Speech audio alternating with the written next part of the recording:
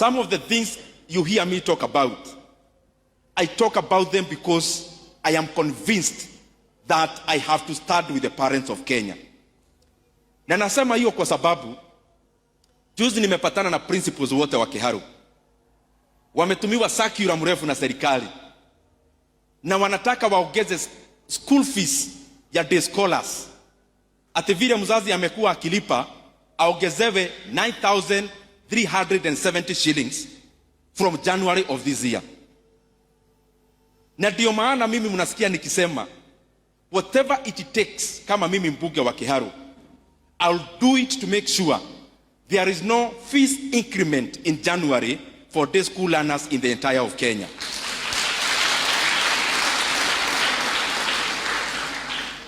Na mimi nataka niulize my colleagues, vile mnajua sasa bunge hakuna opposition in the real definition of it, because wale walichaguliwa upande wa serikali wa opposition haijulikani ni nani na ni nani, kwa sababu mnajua sasa kuna mipango ingine iliendelea. And I have said this, mimi kama mbunge wa Kiharu, even if I'll be the only solitary voice in Kenya to stand for education and the right thing, I'll do it and pay the price.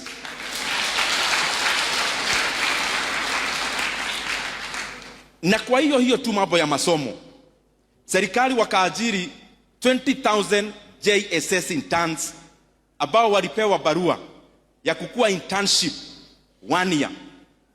Sasa serikali, na tunaona iko pesa mingi ya kufanya mambo ingine mingi, wanaambia hawa kaka zetu na dada zetu ati wanaendelea kuongeza mwaka ingine ya internship.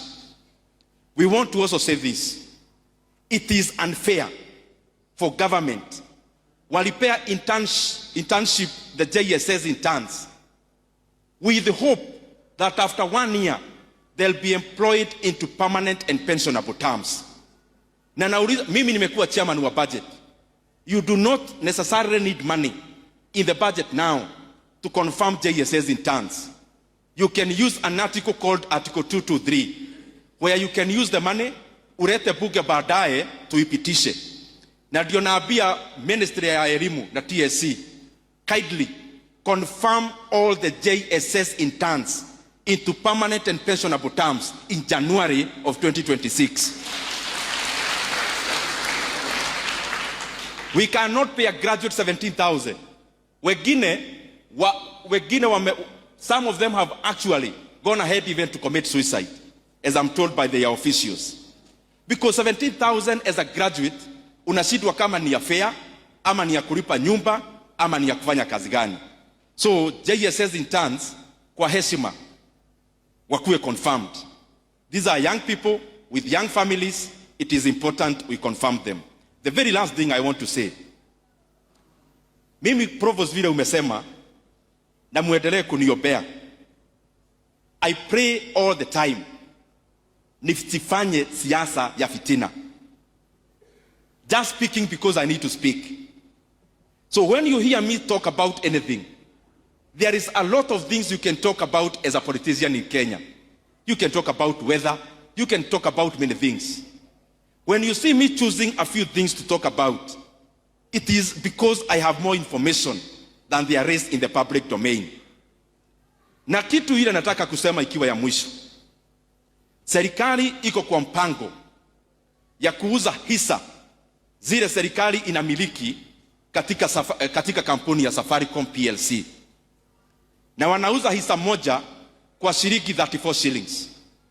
Safaricom was trading at 45 shillings per share in 2021 before they invested in Ethiopia.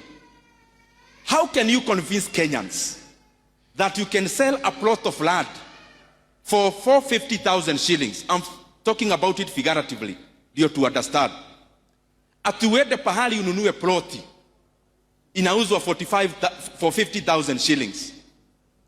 Mwishowe after 3 years ama 4 ujenge flat ambayo inachukuliwa rent katika hiyo ploti umenunua. Ile shamba ulinunua for 50,000 na umejenga ploti na inachukuliwa rent, ati mwishowe after 4 years ukuje utuambie hiyo ploti pamoja na nyumba ati ni 340,000. Inawezekana? And then you tell us about market prices. I have experience in the capital markets in Kenya. And for sure I know the people who represented the government in this deal, probably some of them are actually not government employees. And some of them were not contracted to negotiate on behalf of government. And maybe even those people, there are things they do with the buyers.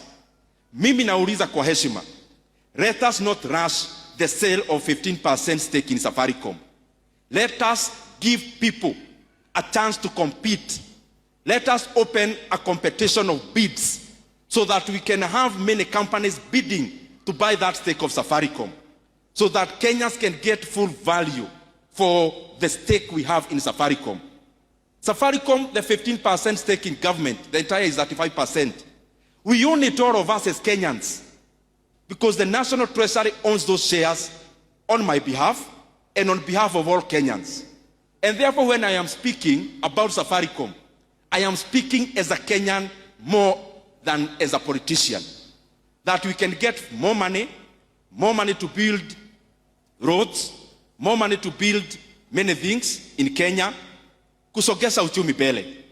Na kama hakuna self-interest, kama hakuna mtu ameweka ubinafsi katika uuzaji wa hisa za Safaricom, what is the secrecy for? Just tell Kenyans, tunauza hisa hii pesa. Pengine wa Kenya watainunua wao wenyewe na bei ya juu kiasi. Or you open up to many other telcos to also bid that share or that stake so that Kenyans can get much more. Na kwa hiyo mimi nahuzunika ati serikali imeenda katika hiyo transaction, ile dividend Kenya ama nchi ya Kenya inafaa ichukue for the next many years. Serikali wakasema sisi hatutaki kugoja, tunataka hiyo dividend saa hii.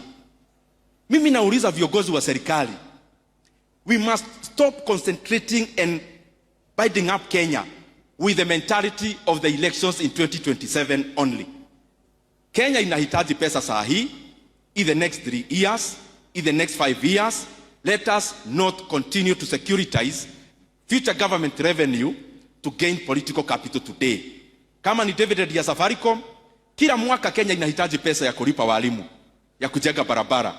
Kwa nini tunaitisha upfront, alafu Kenya is losing 15 billion on dividend alone? Why? Hii mambo mimi naongea, and I want to repeat nikimaliza. I have more information than there is in the public domain. And that is why I requested my brother Honorable John Badi. Juzi alisema angetaka tujadiliane hii mambo hata kwa runinga. Na nikasema kwa niaba ya Wakenya, mimi nimejitoa, because I have evidence that the government is being shortchanged in the sale of Safaricom. And I'll fight for this matter until our country gets full value of the Safaricom shares. Asanteni sana.